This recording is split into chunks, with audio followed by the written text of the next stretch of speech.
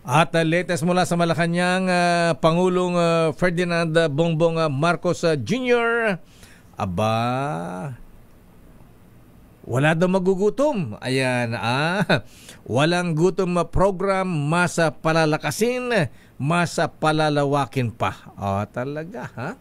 Ayan, magkaroon ba ng feeding program? Ayan. Dapat lang. Arrest number 14. Let Narciso please come in. Miss Let. Lakay, Sister El, pupuntahin ni Pangulong Ferdinand Marcos Jr. ang mga benepisyaryo ng walang gutom program sa Maynila. Kasabay nito ay pangunahan ng Pangulo ang paglulunsad ng walang refuel project dito sa San Andres Sports Complex sa Malate. Ang refuel project ay pagpapalakas at pagpapalawig ng programa sa pamamagitan ng pagbibigay ng buwan ng electronic vouchers sa 50,000 food poor na pamilya. Pupuntahan ito ng Asian Development Bank, French Development Agency, at ng Organization of the Petroleum Exporting Countries Fund for International Development o OPEC-FID. Layo nitong suportahan ang misyon ng Walang Gutom Program na mapababa ang insidente ng gutom at mapabuti ang nutrisyon sa pamamagitan ng suporta sa pagkain, behavior change sessions at malakas na social protection systems. Tatagal ang program mula 2025 hanggang 2028. Lakay? Bakit kailangan pang tulong sa WHO? Ayan, ibang organization. Hindi ba kaya ng gobyerno yan? Pwede ba yung bilyones na ginasa sa mga flood control project ilaan dito sa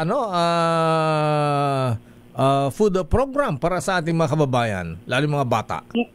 Meron namang pinupondohan ang pamahalaan dito, Lakay. Pero itong mga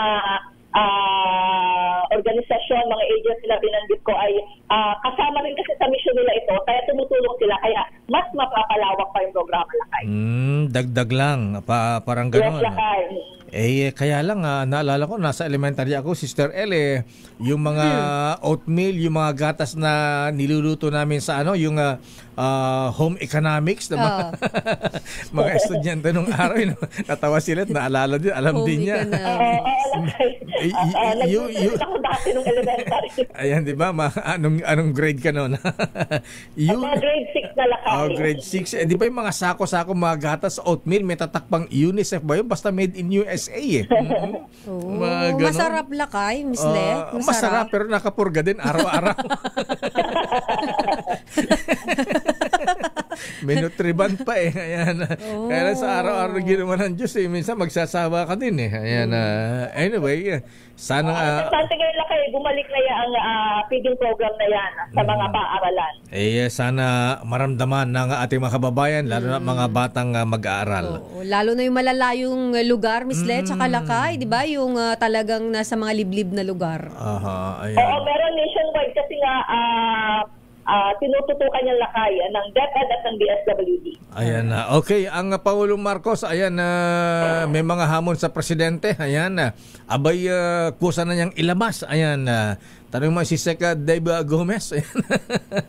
Ang presidente, ayan, ba't hintayin pang may mag-request? Ayan, para lead by example, ika nga. Ayan, panguna ng presidente. Ayan, si Sec. Boyeng, willing din daw siyang, ombudsman pala. Ombudsman na, Lakay. Ombudsman, ayan. Si Ombudsman na Boyeng, willing din siyang maglabas ng kanyang SALN. Aabangan natin, Lakay, dahil basta't yung deklarasyon ng presidente kahapon ay handa naman siyang buksan ang kanyang SALN. Ayan, anong sabi ng Pangulong Marcos kahapon? Kasi mukhang gusto nilang madawit ang presidente kasi dito sa flood control project daw, siya ang nag-aproba ng budget at ang mga nasasangkot dito ay kaalyado ng presidente ng administrasyon. Lakay, naniniwala si Presidente, Lakay, na yan ay politically motivated at batid nga niya na may mga tao o actually binanggit yung oposisyon na gusto siyang kaladkarin dito sa issue ng korupsyon. Pero kumpiyansa si Presidente, Lakay, na hindi siya madadawit dyan. Kasi alam niya kung ano yung mga ginawa nila at mga hindi nila ginawa, kaya wala siyang itinatago. Okay nga, Rud. Maraming salamat, Miss Leta. So, ano pa schedule ng Presidente? Di ba lalabas ng Malacanang ngayon? Ngayong araw, Lakay, ay ito yung sa Malate at wala pa so far mamayang hapon at yung kanyang paglabas ay abangan natin. Anong gagawin Yung sa kanyang, out of town.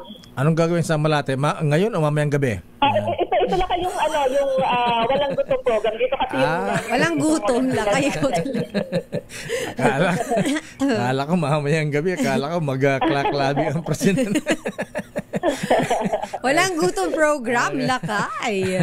Oo nga, di kaya namimiss ng presidente yung mga... party.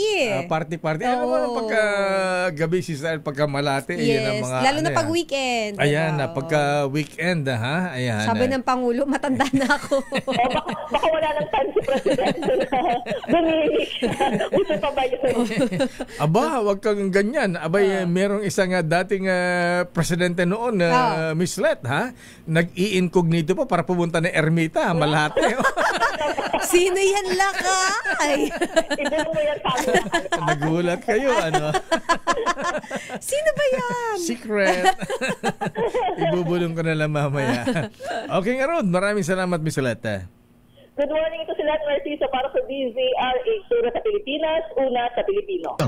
Daming